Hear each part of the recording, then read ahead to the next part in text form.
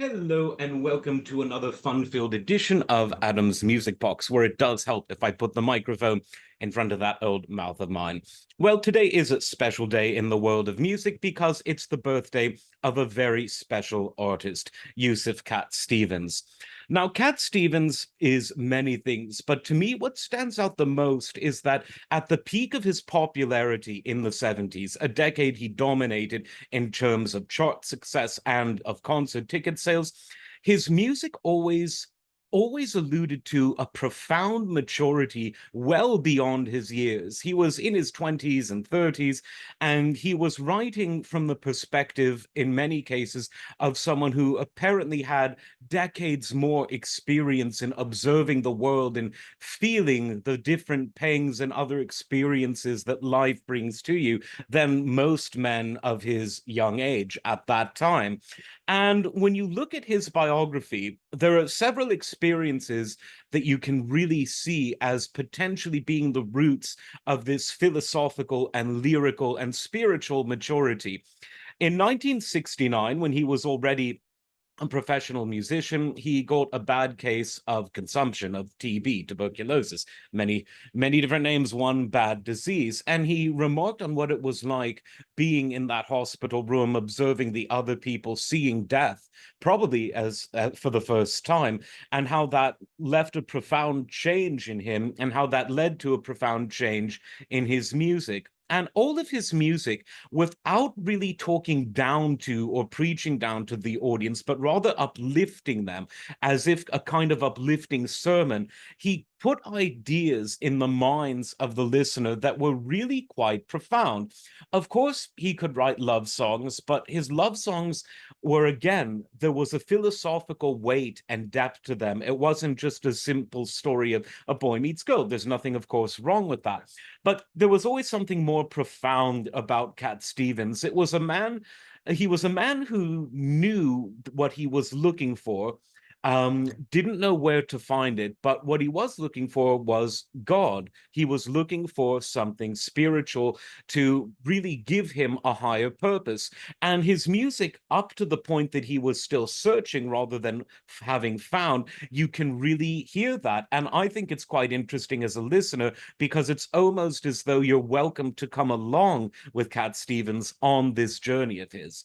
Now, in the mid 70s, 76 to be exact, he was swimming at a friend's house in Malibu, California, and he almost drowned. He was caught in a rip current, and those aren't always easy to get out of unless you're very skilled at swimming parallel to the coast. That's what you do in order to get out of those. If you swim towards the coast, you get sucked out further to sea. So that's a bit of a safety tip that we can all learn if you're an oceanic swimmer.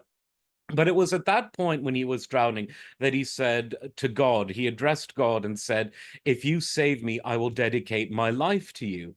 And sure enough, a current came that brought him back to land safely. And this really heightened the spiritual journey that he was already kind of on in a broader philosophical sense. But this kind of narrowed it down to something more particular.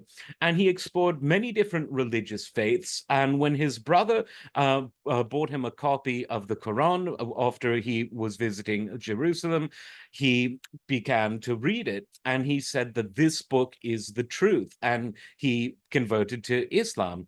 Now, it was at this time that another profound change happened in his life. So if there was tuberculosis and the drowning incident that were two instances of profound change beyond his control, the third was obviously something that he did willingly and embraced, and this was his conversion to Islam. And as a result, he withdrew from the music industry. And there were several reasons for it. One, I think that he just wanted some time off. And he's talked about that. He was becoming quite rightly disillusioned with the commercialism and the dishonesty that the music industry represented, not in terms of the music side, but of course in terms of the industrial side. People always forget there's that side of the music industry.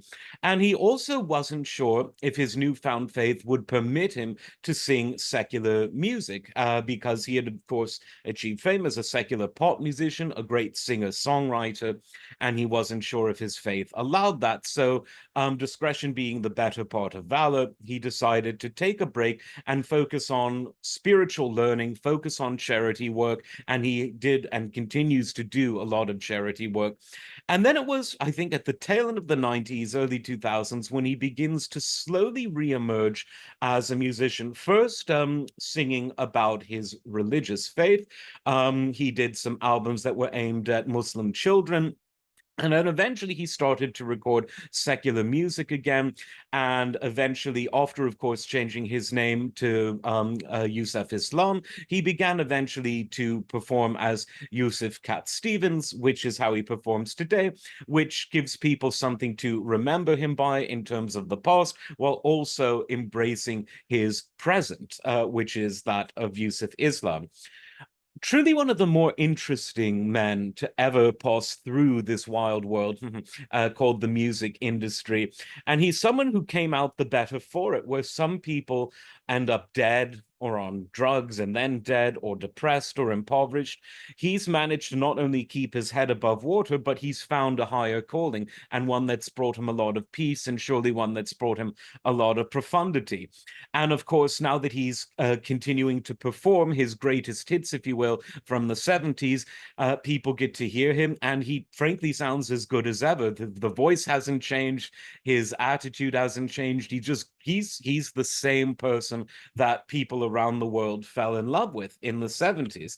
And he wrote a tweet for his birthday, or an ex post, I should say, not an ex post facto, that I think I'd like to read, because he's always someone that wants to communicate messages of peace and ecumenicism through his music. So as a birthday present to him, I'm going to read what he posted. And he wrote, this birthday, I would like to turn attention to all those who are suffering all over the world, out of sight of the media. My wish is for peace for all, everywhere, especially in the Holy Lands. Sorry to say, but every day for the 76 years I've been living on earth, people have been suffering there. But the end will belong to people of honesty and goodness, Yusuf. And then he wrote peace with a hashtag, a very beautiful remark in a world that doesn't always treat innocent people with the beauty and the love that people like he have done all his life. So again, lots to think about. I do recommend that you follow him on social media, because he will give you lots to think about in both a spiritual and worldly sense.